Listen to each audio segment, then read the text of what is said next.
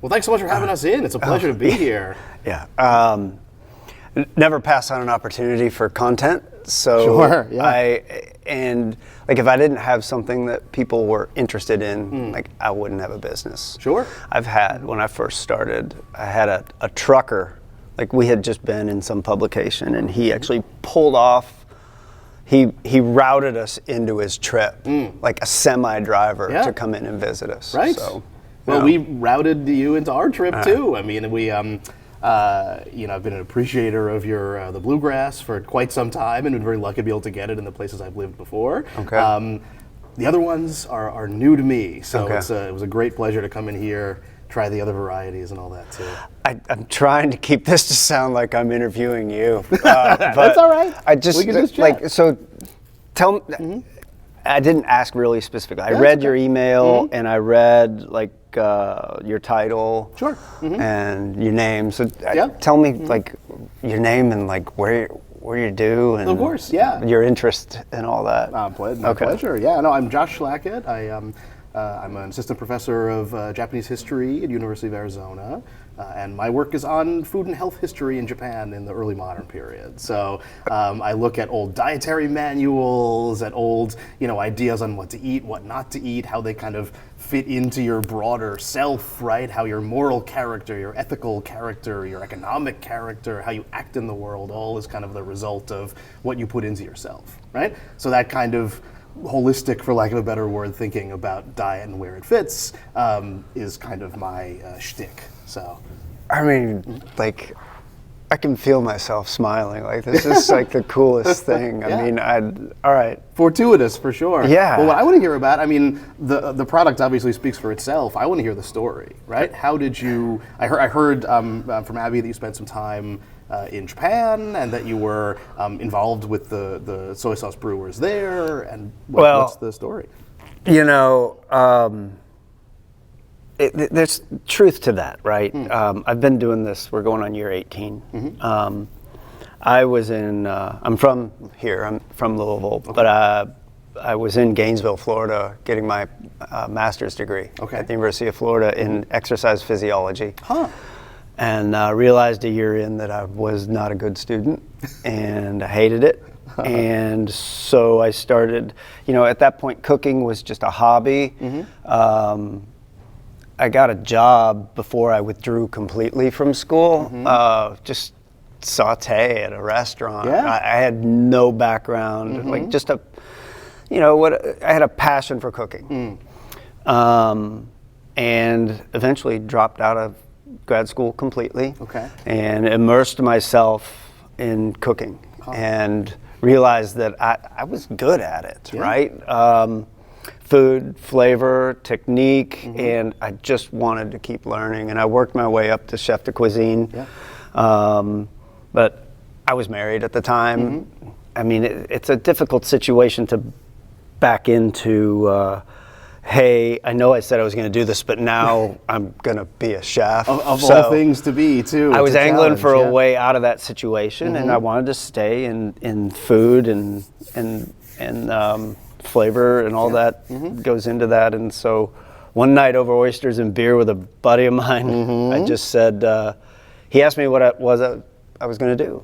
And I said, I don't know. I was like, no one's brewing soy sauce in the U.S. I might look into doing that because I wanted to be a part of that makers movement, that craft movement. We got into the right time. It's a very romantic industry sector, I guess, within all that, and it's not just food. I mean, it's a whole culture. Oh yeah. Well, it's interesting because it's true there too, right? And these kinds of food revival, craft revival, things like that we think of as really kind of try to dig back into the roots of the place. They're doing that also, right? So in the same way that Louisville's been reinvented around the bourbon industry and around what you're doing here and others, that's happening in Japan now as well, right? In really interesting and creative ways. So. Yeah, but all right, so to answer your first question real quick, I immersed myself in researching how to make soy sauce. Yeah. My son was born in 2003. I came up with this idea like 2002. Yeah. And I stayed at home with him. I was married at the time. And while he was sleeping, I was Googling how to make soy sauce. Sure. And we moved back here in 2005 after my daughter was born, and I just researched the hell out of it. I started the company in 2006. Taught myself how to make soy sauce. So it's you and the computer. It's figuring it out, trial and It was error, it, Wow. and I was making soy sauce for 10 years before I ever went to Japan. Wow. My first trip to Japan was 2015, and they flew me over there to be on a Japanese television show. Sure. I got paid. Like it was the first time I was like, Incredible. wow. Do you remember the name of the show? Segui Desine. Oh, sure, yeah. You know it? Yeah. Okay. On the Asahi Network. Yeah. I've never actually watched the segment start to finish, but I'm sure it's it out was there a somewhere. validating experience, right? The premise of the show is they pair you with a Japanese master of his craft. They take someone that is not Japanese, that is doing something traditionally Japanese, and you work together. You share ideas, and Toshio Shinko is 5th generation Yuasa soy sauce in Wakayama. Sure. And what did I have to lose? I mean, good person to know also. Yes, That's a so great connection. Toshio's become a good, valuable friend, and we're on set, and he's like asking me questions about our manufacturing processes, and I'm answering him, and he's like, no, do it this way, and it just made us better. Yeah. And since that trip, I've been 4 other times. So in one 12-month stretch, I think I spent over 30 days there. Wow, all right. So you're working your way up to Wakayama local, right? Well, mostly Tokyo, Osaka, Oh, sure. Okay. Wakayama twice. Okay. But it was, I was not really into Japanese culture at all, but it was it was life-changing for me, Yeah. just in the simplicity of things. And, you told me that there's the same sort of thing happening over there, and I didn't get that sense. Interesting, okay. So they told me the premise of the show was to instill a sense of pride, in their culture and the traditions that someone like me cherishes. The first question they asked me was why. Like, what's so cool Good about question. making soy sauce? And then I explained it to them, and then they understood, and they were, what's the word I'm looking for? I don't know. They respected what it was I was doing because I was doing it in a very strict Japanese way. But what they told me is that there are, like, the younger generations are moving away from the family business and going into the city trying to create their own lives, and not right or wrong, but a lot of the research I did on soy sauce breweries, there were 1,500 at one point, smaller ones, but closing rapidly, and it's someone like Toshio who's trying to keep that going. I mean, his struggle is the same as mine here. He has more competition though. I would love to hear more about like what you see with the craft makers culture over there. Well, I mean, I think pride in place and inventiveness and innovation can go hand in hand. Right? I think one of the big misconceptions about craft culture, especially in Japan, is this idea that there's only, that the old way is stifling, right? You'll hear that very often among kind of more avant-garde artists and makers around the world, right? But to the best of my understanding, that's not how they see it, right? They see this as kind of a space for excitement, a space for obviously upholding the standards and the kinds of recipes and histories of the institutions, of the makers, of the in the food space, the cooks and the farmers and the makers of all kinds. But that can also be a way to sort of demonstrate local pride in new ways, right? And to me, that's really fascinating to see how you get whole new generations of kind of craft makers that have, international flair, they have curiosity, they want to get people like you in there, right? To get a sense of how the rest of the world is doing things, not in order to necessarily change or conform or lose a sense of identity, right? But as a way to innovate within those kinds of ways in which that they've already been perfecting and establishing, right? So to me, it's really interesting to hear how your collaborations with Japan are forming, because that's a way that is, obviously very exciting and beneficial for you, but it's also a kind of great example of this collaboration that's happening that they really value too.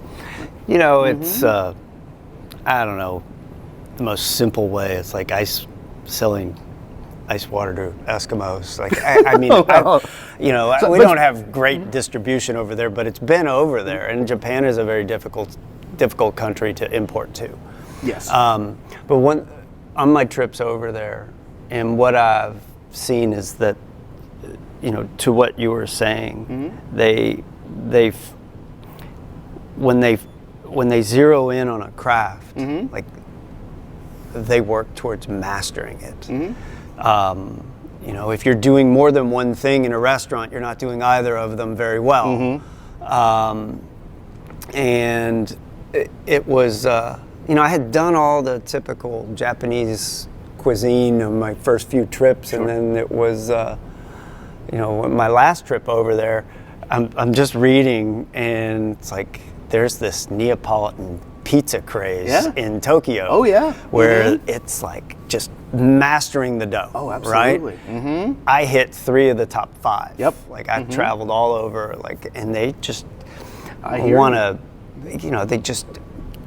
it's a seriousness about it, which I can appreciate. Best Chicago deep dish pizza I ever had is in Japan too. Really? Right? So it's that kind of it's dedication more than anything. Yes. Right? So and it seems to me, certainly from tasting the product here, seeing how that kind of dedication and sense of place and all of that shape what you're doing, to me that's really exciting. Yeah. So soy sauce is historically Chinese. Whiskey. 75 years ago, they said the Japanese will never make world-class whiskey.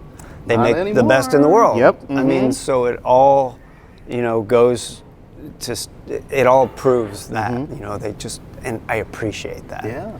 I appreciate that. So can I ask, how does the, I know you said you had limited distribution in Japan, but what were the reactions like? Was it, and it was the barrel-aged one? Yes. It was the only one I had. I did the other 3 after my trips over there, because every soy sauce brewery was doing their traditional shoyu, and then they had a smoked, and then they had a ponzu, and then they had a double fermented. So I came back and started working on all those things. The soy sauce originally, he questioned my water source. And because, we use soy sauce differently in the U.S., right? It's, we love our condiments. Over there, it's the salt and pepper, meant to enhance. If you taste soy sauce in front of whatever it is you're eating, it's considered rude and insulting to the food. He told me my water was too hard, because it is a limestone filtered spring water. It is the same water the distillers use. Interesting. And the distillers believe that hard water gives the bourbon body. Also, the minerals and nutrients in there really help to cultivate a great environment for fermentation. Oh, yeah.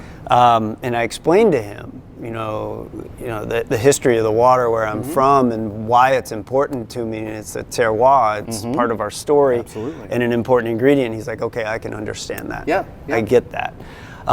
He thought the barrel was a little too would do the same thing the water did. He thought it would make it too rough around the edges and not as mellow as it needed to be.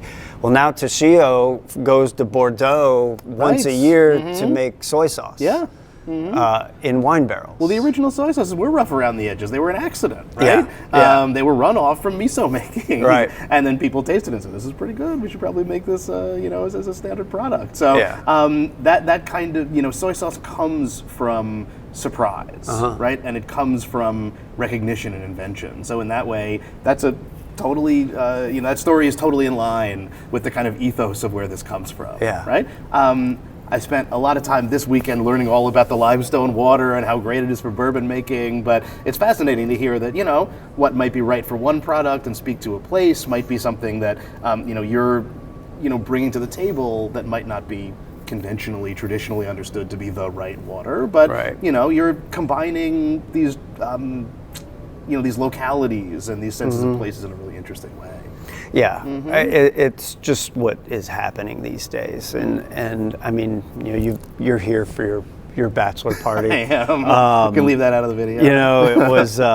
There's only so. I don't know how many distilleries you hit, but 51% corn, like over and over and over again. Yeah. I love the tours. I think they're great. I think it does.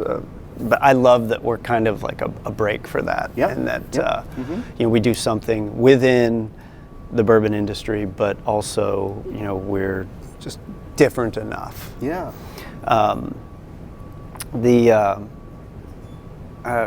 trying to rope us back in here. Well, tell me about your collaborations with with bourbon makers. Obviously, without bourbon barrels, there's no bourbon barrel-aged soy sauce, right? So it seems to me that you're kind of walking in two worlds, I mean, both of which you had to kind of figure out for yourself, right? Obviously, Kentucky roots, but I don't think you said you had roots in the bourbon industry, right? So figuring that out, figuring the Japanese side out, it seems like a lot of moving parts to arrive at the product. Right? It honestly was a easy. It was easy to marry the two. I mean, there's some similarities in process, history, heritage. When I came up with the idea and the more I researched it, I started to see all those, and I'm like, I don't think anybody would have expected soy sauce to be made like this in Kentucky. You wouldn't be as surprised if someone was doing it in Napa or, Brooklyn. Yeah. But it makes sense. The way that I can draw off of what's available to me here in Kentucky with soybeans. We buy non-GMO soybean that's grown 45 miles south of here, and that farmer he has a huge operation. He grows soybeans and sells everything he makes to the Japanese soy and miso markets. He also grows my wheat, which is a soft red winter, and he sells that wheat to Maker's Mark, which is right down the road from him. The water. The barrel, I thought I wasn't going to do.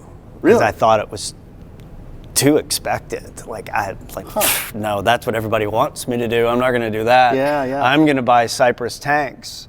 Just like the Japanese, and I'm going to set that up. And I wish. Yeah, we've seen a couple distilleries, and I see those, and I'm like, I wish that was my bathtub. They're a nightmare. Right? So I bought one, and I couldn't keep it from leaking, and I bought it from the same company that Woodford Reserve bought their Cypress tanks from. They're out of Buffalo, and all those tanks you see in New York, the big water tanks, they service all those. They still make them. They make them for the distilleries, but I couldn't keep it from leaking. Really? And I came across this article in Condé Nast that Mark Bittman wrote, and this was 2004 was the article. Okay. And you know who Mark Bittman is? Of course, so yeah. Mark, I read the article. I'm visual. Like I said, I'm not a good student. So I looked at all his pictures, and I'm like, it was a comparison contrast of what the American expectation is of soy sauce versus what the Japanese is. It was called Japan's Liquid Gold. Yeah. And I called the New York Times. I was like, may I speak with Mark Bittman, please? Hold 1 second. Boom, put me through to him. That itself is unbelievable. We talked for about 45 minutes, that first conversation. He shared with me all his notes and pictures from his trip. Fantastic. Yeah. And then we talked again. And in the course of those conversations, he said, why aren't you aging it in the bourbon barrel? And I was like, it's not like I didn't think about it, but and he's like, it completes your story. I was like, you're right. It not only completed our story, but it solved a huge problem that I had, which was I couldn't afford a big enough kettle to fill one of those Cypress tanks in one cooking. The first kettle I had was 60 gallons, and I bought it at an auction from a women's prison in Indiana. Wow, okay. And I used it for like 10 years, but it was the perfect size for a batch of soy sauce to be done start to finish in a bourbon barrel. Wow. At one point, I had 200 barrels of mash aging.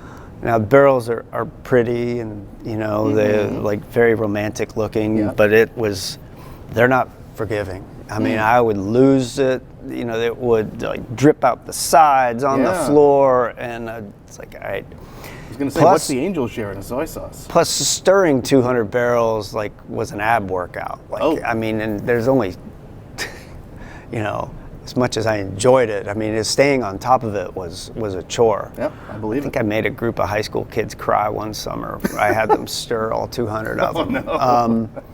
But, you know, I love efficiency. I hate waste. So I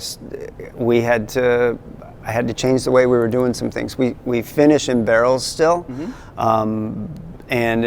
but I changed some of our methodology, you know, as we grew, just to be more efficient. It's all been like somewhat it's just intuitive, like, you know, gut feeling. Okay. All decisions, emotional. Sure. You know, when I started, I had no business experience, like none. So you worked it all out bit by bit then? I had trial by fire. Wow. I doubt I could run anybody else's company, but I do okay with mine. Sure. My first employee was my mother. My second was my father. My father had an MBA and lots of business experience. I'm gonna listen to him. Well, I feel like a thing like this, between cultures, between ingredients, this kind of a project, sort of, it can't be anything other than a passion project, right? No. And to, you know, have that kind of interest in learning and working and trial and error and, you know, all those, you know, kinds of core elements of innovating in the food space is something that seems to have done you very well. I didn't mean to make this all about me. I want to know more about what your classes. Like, sure, it totally interests me. Like when you were telling me what it was you're doing, I couldn't stop smiling. Yeah.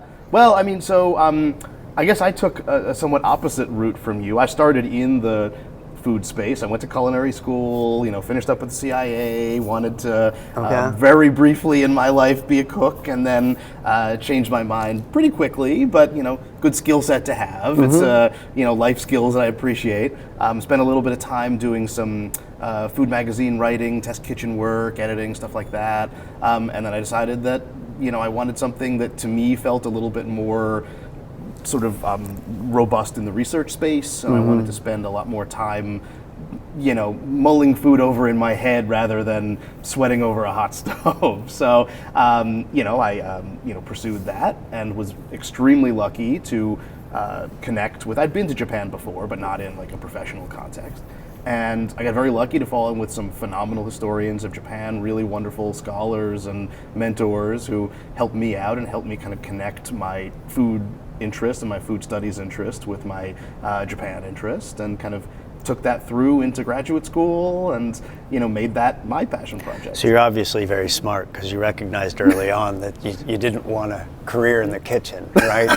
Well, you know, it's this was also kitchens 20 years ago, so I know things have changed quite a bit. Not all the way. Yeah. Right. I think it's probably very similar, but honestly, it's like, it's such a good experience to have had.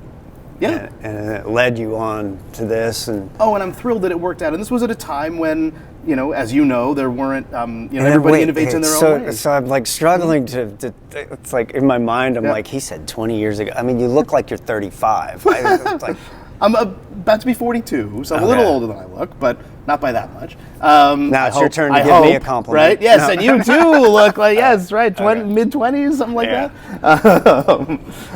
Yeah, so I mean, you know, back at that point, the field hadn't diversified quite as much as it has now, right? There weren't all these different options that, you know, being in and around food have kind of blossomed into, right? Food writing exists kind of in the literature space and to some degree in the magazine space. Who did you write for?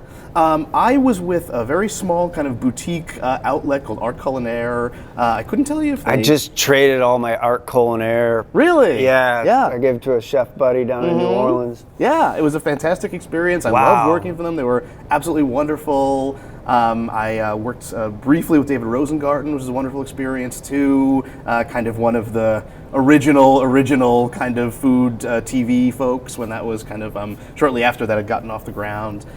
So you know, it was a great time to be in a very, I think, open food space. I still think, like, with those art culinaire, that they were just taking up too much space in my house. And, That's right. and this guy really wanted them, so I wanted him to have Yeah. them. I think I held on to a couple of, like, the comprehensive volumes from different years. Sure. Well, no, it's a hefty hardcover But there was, thing. like, Yeah. Wiley Dufresne always had great photos in there. Yep. And then there was, like, one that I always remember, and it was about skin.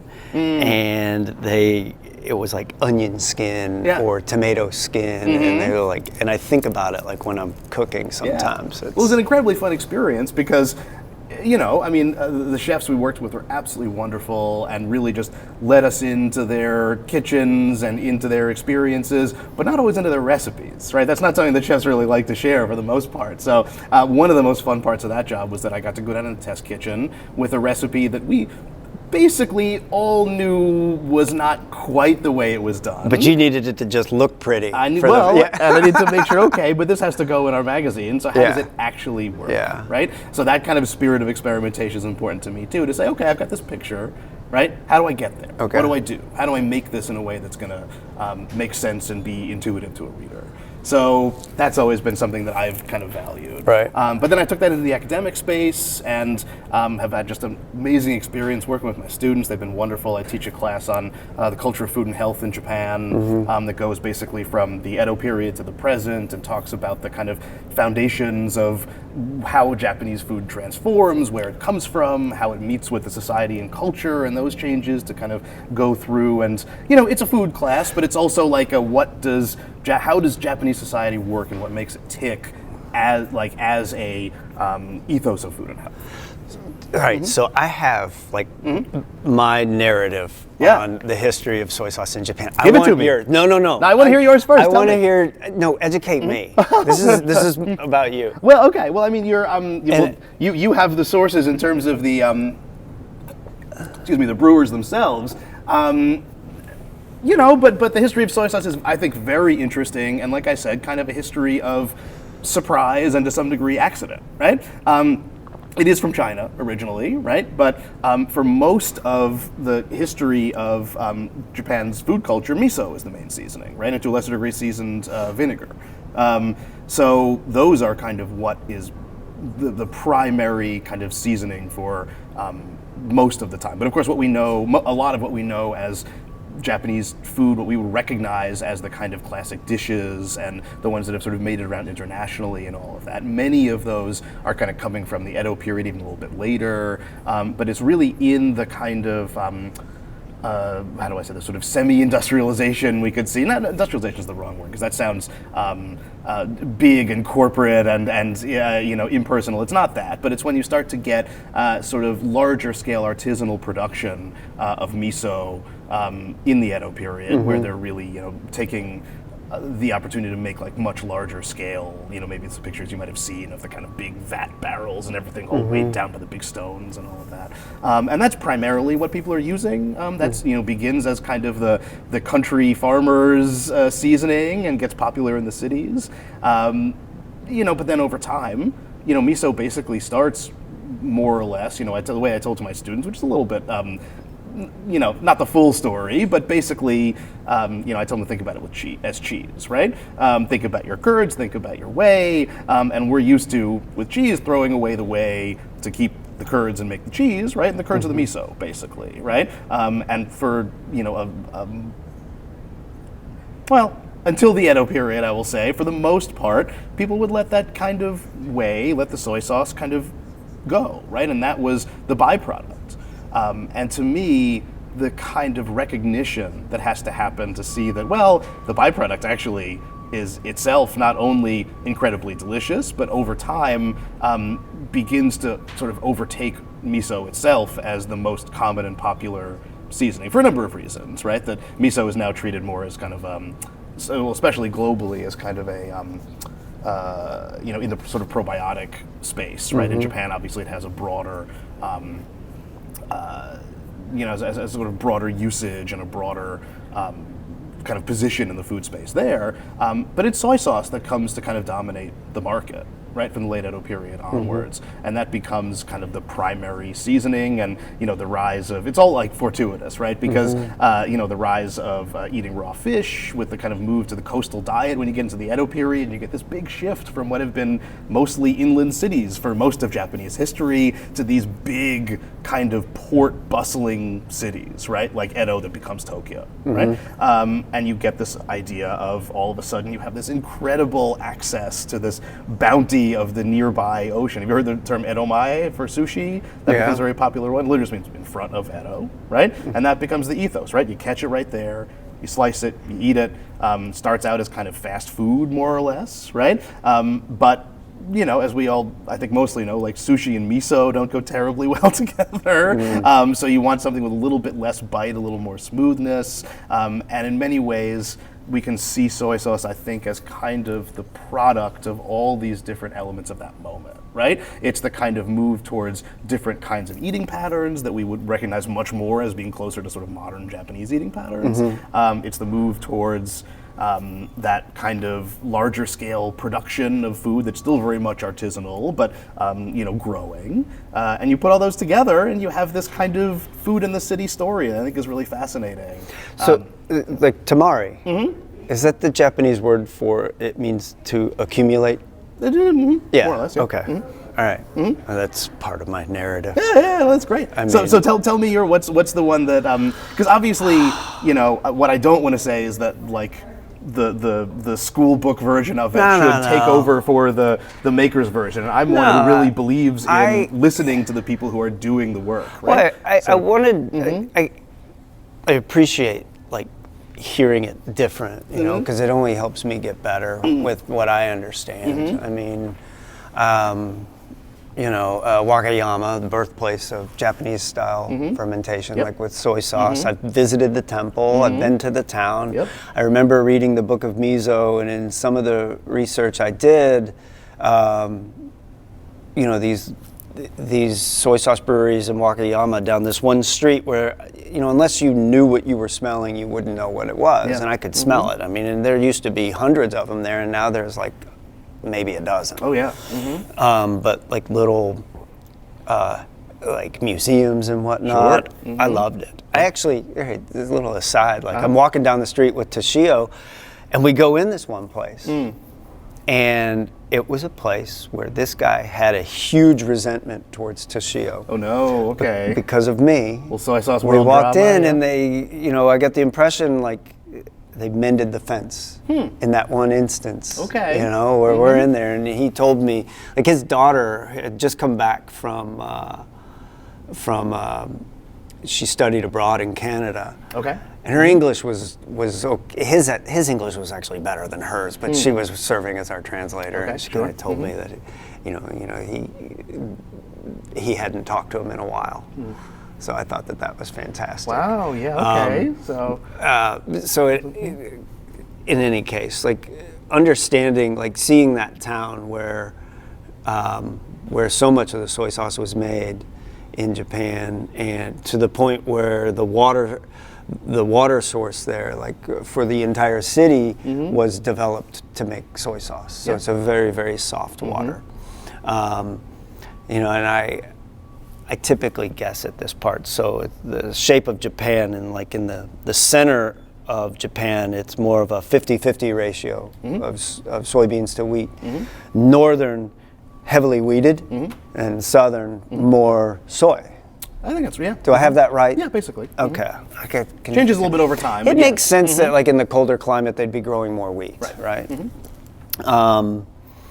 But it's, oldest, most widely used condiment in the world, about 1,000 to 1,500 companies about my size over there making soy sauce, but Kikkoman is the dominant one, and 5 plants worldwide. 2 in the U.S., making 200,000 gallons a day between the 2 plants. I'm like that first microbrewed beer.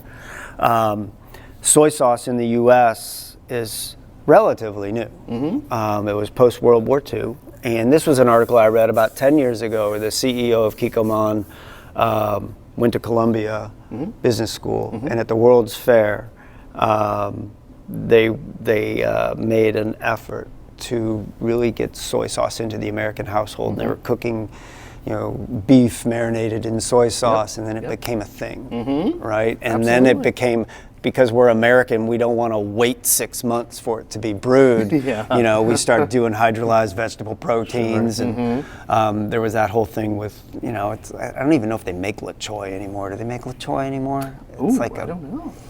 I have these bottles that some of my employees found on eBay and bought them for me, but they were like soy sauce made in Indiana, and it was like hydrolyzed vegetable protein, made in a matter of days rather than naturally brewed soy sauce. Minimum 6 months. Super premium ones coming out of Japan are 12 to 18 months. Mine is 12 months. The double fermented is 18, and that wasn't by design. I made so much soy sauce in 1 year that I wasn't selling it fast enough, and I got to the point where I was like, oh, this is a year old. Yeah. And it's the same way Pappy came to be 23, right? Sure. I had that conversation with them a couple days ago, but it was... It's of the place in that way too, right? Yeah. So it's a year, and because I've made too much. But for a while I was the only one outside Japan doing soy sauce. There's 4 or 5 now. 4 in North America, 1 in the Netherlands, in Rotterdam, and 1 as close to me is Cincinnati. Sure. 1 in Connecticut, Bob. What part of Connecticut? Shit, I don't know. Bob Florence. Look him up. Bob's very super, super nice guy. The guys in the Netherlands saw me on Bizarre Foods America, and Andrew Zimmern was in here, and I didn't know it was airing in Europe. Anyway, this dude shows up at my door, and so I also used to be the tallest brewer of soy sauce until the Dutch got involved, and blondest, and then he comes, they're giants. So I was like, Jesus. But he visited me 4 or 5 times. Wow. Incredible. And now they're Europe's first soy sauce microbrewery in Rotterdam. And it's amazing. I inspired them, but I what they're doing right now. It totally inspires me. I'm trying to get over there for I missed their harvest in the fall, but they are, man, you'd appreciate what they're doing over there, because they start in the soil and they grow all their own shit. Wow, okay. And he went and met with Dan Barber. He traveled to Kansas State University Ag Department, MIT. Yeah. But starting farm to table to the max, right? If you're in Dan Barber land, it's right? in the pursuit of umami, Yeah. and it all starts in the soil. I mean, I'm super proud of what I've done, and it was just blind passion. I got here kind of weird. I didn't know this is what I would end up doing. Yeah. Sounds like the same with you. I mean, but that's the journey, right? Exactly. Figuring it out along the way. Right. Well, it sounds like we both are, to some degree, products of a really interesting time in the food industry, where things that are not restaurant cooking became possibilities in new ways, right? I'm curious if you have relationships. I mean, it's fascinating. I wasn't aware of these other soy sauce brewers in the U.S. and Europe. I do know of some. Makes me look like I'm not insane, because if you're the only person ever doing, it's really cool. But why isn't anybody else entering the market? Well, I mean, they needed proof of concept, right? And I am aware of some miso makers, some sake brewers, things like that sprinkled across the U.S. Is there a community emerging? I mean, it sounds like you were at the center. Oh, definitely. We talk. We talk. I mean, sometimes they're like, I got this weird shit growing on the top of my mash. And I'm like, okay, I've been through that. Scrape it off. You know, I will text Toshio pictures of something that's happening. And he's like, okay, do this. He actually helped us with,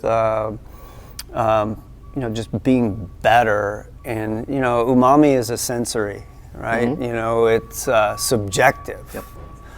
But there are 2 things we can test for that are indicators of umami that he told me about, and in knowing that, it allows us to have standard, So it was all, and we support each other. I mean, it's a good community to be in. I mean, we're you know, there's not a whole lot of us, but you know, I've had some interesting experiences because of this, and And you've built a little bit of an empire here too. I mean, I saw a few more. I saw the togarashi out there and some other kind of Japanese-inspired products too. But I mean, I'm seeing a lot of things on the shelves that are well, you know, there's always global in many ways, right? I mean, and local, of course. That too, unexpected thing that happens in a business as it's growing. That you know, I wrote a business plan. This is a naive business plan, but there were no employees listed in the business plan, and no mention of e-commerce. You know, but a business plan is a living document, right? So I can keep adding to it. I signed a licensing contract to develop products for Brown-Forman 10 years ago. So I make all the cocktail products for Woodford Reserve, Old Forester, and we do a few Jack Daniel's things. Wow. Which, you know, is a very important part of my business. And you make And those it in-house allowed me too, to grow. Yeah, we make a majority of them. And I make about 9 different bitters. Wow. You know, and they're made in a different part of the warehouse. Syrups, like cocktail syrups, we develop, but have them packed outside. Sure. But I have over 150 products now. Wow. Yeah. I mean, and growing, you know, it's amazing.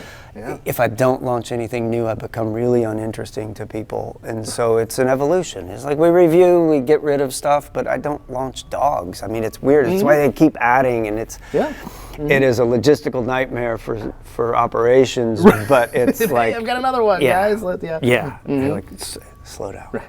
Yeah. I mean, we could talk for hours, and you got some guys here. Let me show you around. We love that. Is that all right? Yeah, of course.